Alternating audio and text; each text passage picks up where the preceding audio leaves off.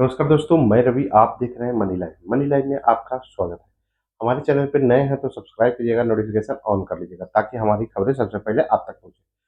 दोस्तों, दोनों गठबंधनों में सीटों का बंटवारा पेच उलझा हुआ है, अभी भी पूरी तरह से नहीं सुलझ पाया है। सहमति बनने का दावा किया जा रहा है, लेकिन अभी भी दोनों एक दूसरे के पत्ते खुलने का इंतजार कर रहे हैं ताकि दोनों एक दूसरे को नुकसान न पहुंचा सके। महागठबंधन चाहता है कि एनडीए हमारा नुकसान न करे, किसी साथी को तोड़ने ले न ले जाए, और एनडीए भी चाहता है कि एनडीए के कोई भी साथी को महागठबंधन गठबंधन जो है तोड़ ना पाए, एनडीए की रणनीति महागठबंधन जान ना पाए।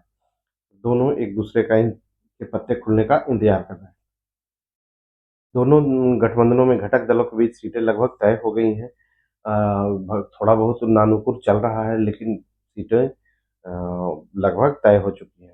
भाजपा और जदयू ने मन बना लिया है कि वो कितनी सीटें, उपेंद्र कुशवाहा के लिए ज़्यादा विवाद नहीं है कि वो कम सीटों पर भी मान जाएंगे, क्योंकि उन्हें अगले साल 2026 के मार्च अप्रैल में ही राज्यसभा जाना है, क्योंकि उनका कार्यकाल खत्म हो रहा है। तो उनको उस बात के लिए कंसीडर किया जा सकता है।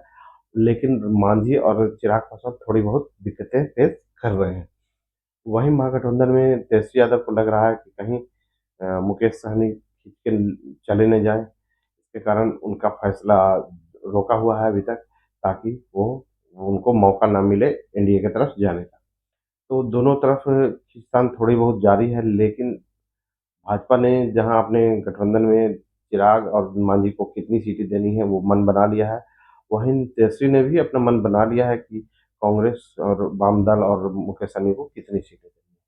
लेकिन एक दूसरे का पत्ता खुलने का इंतजार कर रहे हैं। बिहार विधानसभा चुनाव की घोषणा के बाद सीटों के तालमेल में जुटे दोनों गठबंधन के बीच सीटों की सहमति बन चुकी है। दोनों घटक दल बुधवार को पहले चरण में के सीटों पर प्रत्याशी भी माथापच्ची करने में लगे रहे हैं।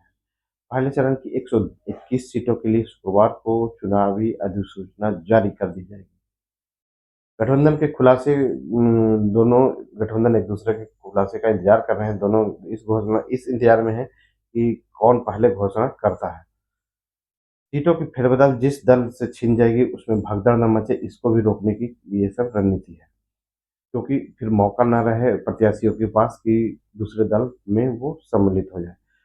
क्योंकि जैसे ही सीटों की घोषणा होगी, प्रत्याशियों के नाम की घोषणा होगी, तो बाकी उम्मीद पाल रहे प्रत्याशी भी प्रत्याशियों के बीच भगदड़ मचेगी दूसरी पार्टियों में ज्वाइन करने के लिए, और टिकट के लिए या निर्दलीय लड़ने के लिए उन लोगों के पास ज़्यादा मौका न रहे, ये भी सोच है जो गठबंधन है उनकी। बुधवार को दोनों गठबंधन दल के घटक दल अपनी अपनी बैठकों में व्यस्त रहे। एनडीए में जहां मुख्यमंत्री नीतीश कुमार के नेतृत्व में उनके आवास पर जदयू की अहम बैठक हुई, जिसके कार्यकारी अध्यक्ष संजय झा हैं, केंद्रीय मंत्री ललन सिंह, विजय कुमार चौधरी, विजेंद्र प्रसाद यादव मौजूद रहे। इधर भाजपा की प्रदेश चुनाव समिति की देर शाम बैठक हुई है। उसको लेकर भी उसमें भी सभी सीटों पर तीन तीन नामों की अनुशंसा की गई है। 11 अक्टूबर को नई दिल्ली में संभावित केंद्रीय चुनाव समिति की बैठक में सभी अंतिम नाम पर मुहर लगना है। दूसरी ओर अब तक नाराज चल रहे चिराग पासवान के तेवर अब थोड़े नरम पड़ चले हैं। वहीं आम पार्टी को मिले प्रस्ताव पर केंद्रीय मंत्री जीतन रेड्डी ने सोशल मीडिया पर अपनी पीड़ा व्यक्त की है। उन्होंने कहा है कि महागठबंधन के खेमे में कांग्रेस ने नई दिल्ली चुनाव समिति की बैठक में 25 उम्मीदवारों के नाम फाइनल कर लिए हैं। जीतन राम मांझी ने कहा है कि उन्हें कम से कम इतनी सीटें दी जाए जिससे कि उन्हें अ, एक मान्यता प्राप्त पार्टी का दर्जा मिल सके। राजद और कांग्रेस जो है दो विधायक जो है इस्तीफा दे दिए हैं। वो भाजपा से चुनाव लड़ने की तैयारी कर रहे हैं। सीटों की गहमागहमी के बीच कैमूर जिले के भभुआ के राजद विधायक भरत बिंद और रोहतास जिले के चिनारी सुरक्षित से कांग्रेस विधायक मुरारी गौतम ने विधानसभा की सदस्यता से इस्तीफा दिया है। दोनों का इस्तीफा स्वीकार होने की विधानसभा सचिवालय ने सूचना जारी कर दी है।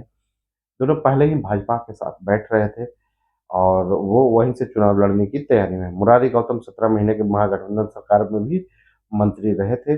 नीतीश कुमार के मंत्रिमंडल में वो शामिल थे। और चिराग पासवान ने गठबंधन को लेकर कहा है कि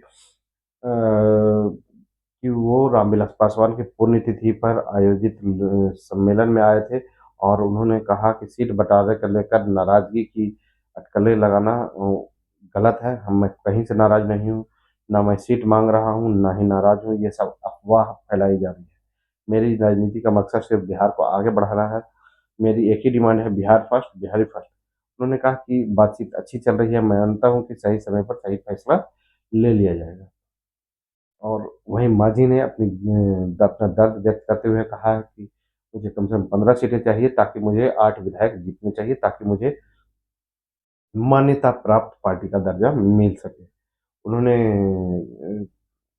कहा है कि मुझे इतना सीटें चाहिए, अन्यथा मैं चुनाव लड़ने का किस लिए लड़ूं? क्या फ़ायदा होगा मेरे चुनाव लड़ने का? जब मेरी पार्टी को ही मान्यता नहीं मिल पा रही है। भाकपा माले को 22 से 25 सीटें मिलने की संभावना जताई जा रही है। कांग्रेस ने 25 सीटों पर जहां नाम तय कर लिए हैं, और चिराग की सभी सीटों पर पारस ने प्रत्याशी देने की बड़ी घोषणा कर दी है। चिराग पासवान के जितने भी उम्मीदवार होंगे, सभी पर जो है पशुपति पारस अपने उम्मीदवार देने की घोषणा कर दी है। तो दोनों गठबंधनों में रस्साकसी चल रही है। दोनों गठबंधन पत्ते नहीं खोल रहे हैं, उम्मीदवारों के नाम भी नहीं खोल रहे हैं, ताकि दोनों एक दूसरे में पार्टियों की भगदड़ न मचे, उम्मीदवारों के बीच भी भगदड़ न मचे, ताकि एक उम्मीदवार को टिकट मिले और बाकी चारों उम्मीदवार भागकर दूसरी पार्टियों में या उनको नुकसान पहुंचाने में लगे। दोस्तों, आप देख रहे हैं मनी लाइव। मैं हूं रवि। मिलते हैं अगले वीडियो में नए